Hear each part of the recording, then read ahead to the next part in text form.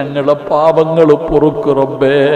വ്യഭിചരിച്ചവരുണ്ട് റഹ്മാനെ, ഹറാമ് ചെയ്തവരുണ്ട് റഹ്മാനെ, ഒരുപാട് പാപങ്ങൾ ജീവിതത്തിൽ പറ്റിപ്പോയിട്ടുണ്ട് റബ്ബേ.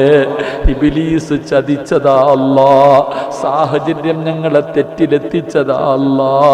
ഇനി നന്നാകണം പടച്ചവനെ, ഇനി ഞങ്ങൾക്ക് നന്നാകണം പടച്ചവനെ, ഇനി നിന്നെ പേടിച്ച് ജീവിക്കണം പടച്ചവനെ.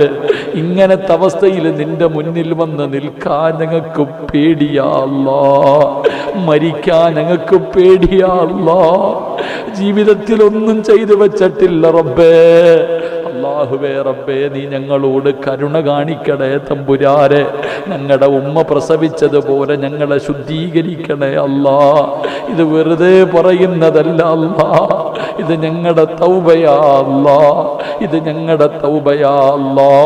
അല്ലാഹുവേ, ഞങ്ങളുടെ മാതാപിതാക്കളിൽ പലരും മണ്ണിനടിയിലാണ് റബ്ബേ.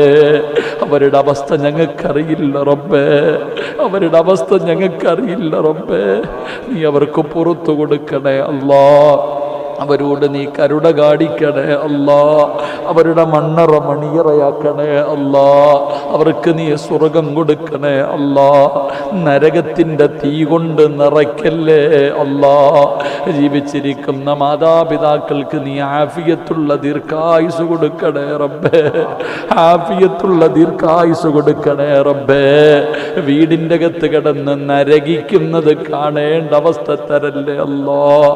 വേദന സഹിക്കാൻ കഴിയാതെ മക്കളെ വേദനിക്കുന്നടാ എന്ന് പറഞ്ഞ് വീടിൻ്റെ അകത്ത് കിടന്ന് കരയുന്നത് കാണേണ്ട അവസ്ഥ തരല്ലേ അല്ലാ. അല്ലാഹുവേ, ഞങ്ങളുടെ ഉമ്മാനെയും ഉപ്പാനെയും നീ വേദനിപ്പിക്കല്ല റബ്ബേ.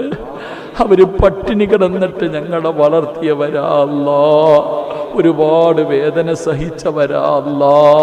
ഇനിയും നീ വേദനിപ്പിക്കല്ല റബ്ബേ. ഞങ്ങളിൽ പലരും രോഗികളാ അല്ലാ.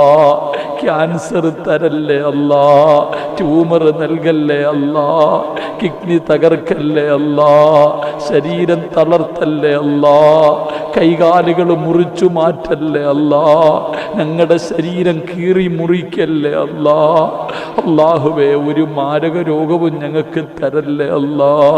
സമ്പാദിച്ചത് മുഴുവനും വിറ്റ് ചികിത്സിച്ചാലും മാറാത്ത ഒരു രോഗവും ഞങ്ങൾക്ക് നീ തരല്ലേ അല്ലാ. കിടന്ന കിടപ്പിൽ കിടന്ന് മലമൂത്ര വിസർജനം നടത്തേണ്ട അവസ്ഥ തരല്ലേ റബ്ബേ.